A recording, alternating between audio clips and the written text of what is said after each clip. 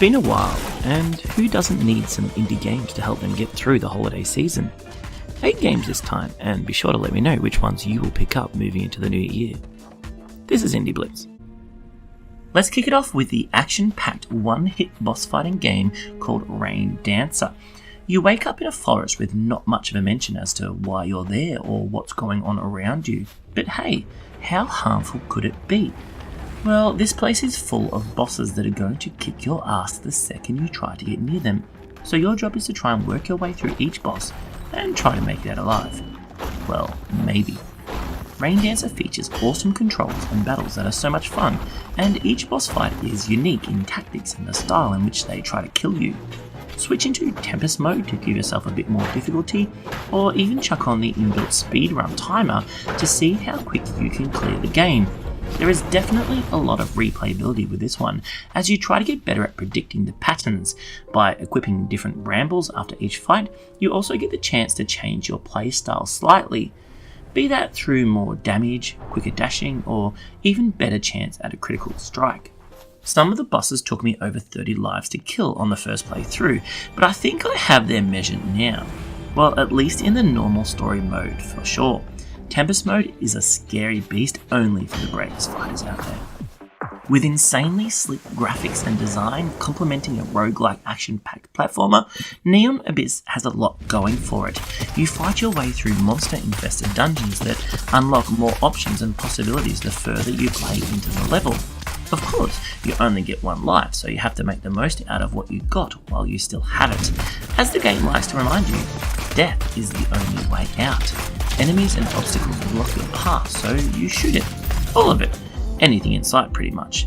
Collecting different items and weapons gives you the possibility to approach each level in a unique way, ultimately making your way to the end of the dungeon level where you will meet some interestingly designed bosses to battle.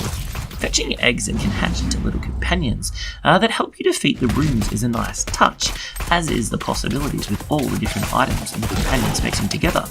On this particular run, I received the ability to fly instead of walk, which definitely changed the feel of the game, and felt a little like cheating. Keep an eye out for that ability because it is a good one. Still in demo on the Steam store with a release schedule for 2020, Neon Abyss has a lot of potential.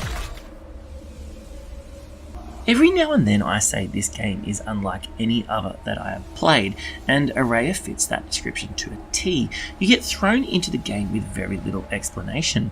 Walking, presumably lost through the desert, and very early on I wondered if I would just keep wandering aimlessly, jumping on some glassy gems in the sand, and not really ever making my way to where I was meant to be going. But eventually I found the way, and with a little progression, Areia really starts to hit its straps, especially in regards to the visuals and the audio, which is as relaxing a mix as you will find in any game. You gain the ability to create paths by using the environment around you, and the game quickly moves into a mixture of exploration, 3D platforming and puzzle solving.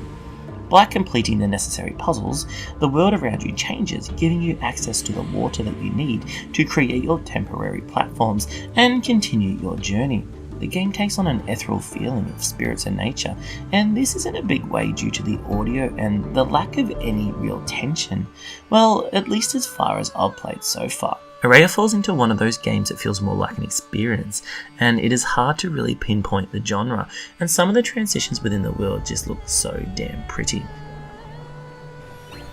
Bringing hectic action, smooth gameplay, and funky music and graphics, Deadend Job is definitely a well-polished game that leaps out of the pack with its easy-to-jump-in mechanics and good old-fashioned arcade fun. You play as Hector, a rather simple protagonist, and he just wants to earn money to help his mentor avoid an eternity as a spook. You earn money by clearing different levels of ghosts and monsters. Deadend Job doesn't take itself too seriously and makes fun of itself on many levels.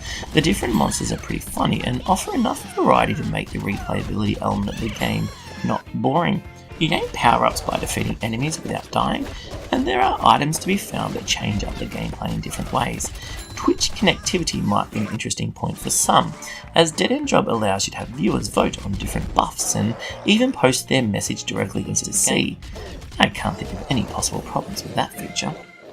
In a future time in which humans have been devastated by an environmental apocalyptic style disaster, Some Distant Memory is the heaviest story-driven game in this list.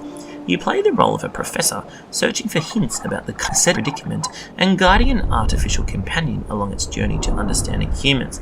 And yet for me, the main character I was drawn to is Rickon, someone that you don't get to control or interact with, and simply learn and see based off memory projections from 300 years into the past, before humans had been shot down by the insufferable Bloom. A slow-paced game with real mood and emotional impact, Some Distant Memory draws you in with its ability to tell multiple stories at once and engages you in an emotional roller coaster about Rickon and the events leading up to society's collapse.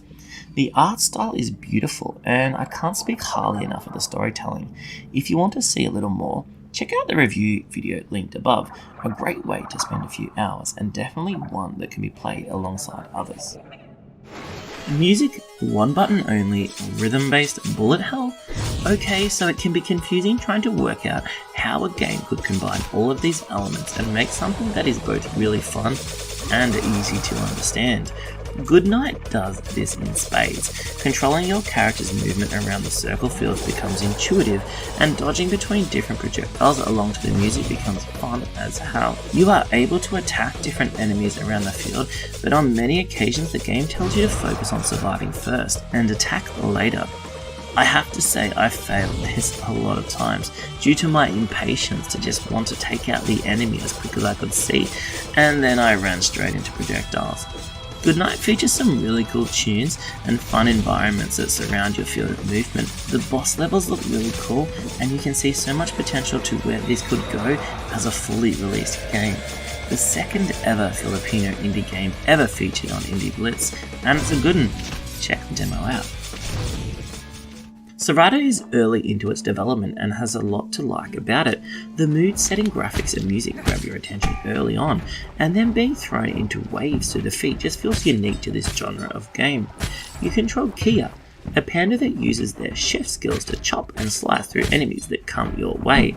As you make your way through different levels of enemies, the difficulty raises and you need to use powerful attacks and healing pots to survive your way through until you come up against a more powerful enemy. Cirrata has a lot of potential, and I was really impressed with the improvements from playing an earlier demo onto the most recently available version. I'm definitely looking forward to seeing where this game ends up and how the story unfolds that leads Kia into the waves of enemies in front. Think twin shooter, but instead of shooting using weapons and bullets, you use hordes of minions that you gain through finding your way through dungeons. Millions of minions is a very unique concept that has a lot of possibility. Using your minions, you try and find your way to the key point in a procedurally generated format to make your way deeper into the levels. This all culminated in the demo with a pretty cool boss fight that is a lot of fun.